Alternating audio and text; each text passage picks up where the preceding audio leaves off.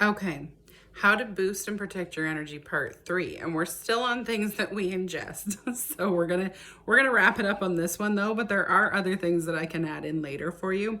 So a few of the things that I also take regularly to help with my energy are things like ginger. So this is ginger, and I cut it up, and I'm in Canada, so I'm going to use this as a reference. But I cut it up, so I have 2 pieces about the size of a $1 coin, which we call our loonie here. Then I chop that into really small pieces, and I actually just swallow it whole. I don't take it in food or anything like that. I take it on its own. And I find that super beneficial. Ginger is very good for inflammation and things like that, which is what I get with my autoimmune, but it's also very good for antiviral properties and different sorts of things like that. There are other really beneficial roots like turmeric and things like thyme and rosemary, and those sorts of herbs are really good for you as well. But you do have to be careful. Again, this is sort of specific to me, as I'm giving you an example so that you can understand that you have to check out things that work individually for you. I do turmeric every now and again, and it has to be taken with the black pepper so you actually absorb it properly to get the benefits that you want from it. However, it can cause iron absorption issues, and I already have absorption issues. We talked about that in the last video.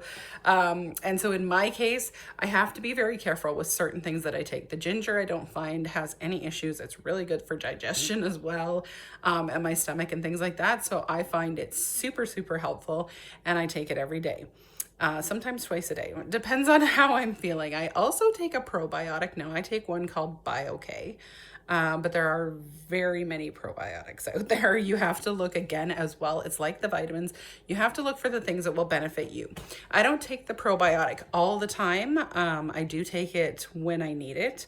And that again is a personal thing. So you have to look at something that benefits you, something that is good quality, and something that your body actually needs. Some of us don't need those things. If you're eating a diet that's rich in pre and probiotic kinds of foods and things like that, you should be good. Cutting out sugar is something I have done recently and I'm working on, although I do have some from time to time. And that's something that you need to be careful of when you're doing energy support for yourself, is to not be hard on yourself. So cutting things out or making changes, even small changes, are really beneficial and can help, and allowing yourself grace. Don't beat yourself up if you actually want to go sugar-free and then you end up eating a bunch of sugar. Just go back to it and work on it again. Anything you do to help is a benefit. So even the small steps and the small changes will compound over time and make a huge difference. I've been cutting out coffee. Coffee tricks us into thinking that we're getting energy from it, but we're actually not. And so I'm trying to replace it with alternatives as well, and making sure that your water intake is high enough. We're often tired in the day when we're not getting enough water. So you should be drinking enough water as well, and making sure that you're hydrated throughout the day. And all those things will help with physical energy, and that will boost your overall energy. And I'm going to touch on one more thing that you can ingest in the next video when I get into essential oils. So check it out.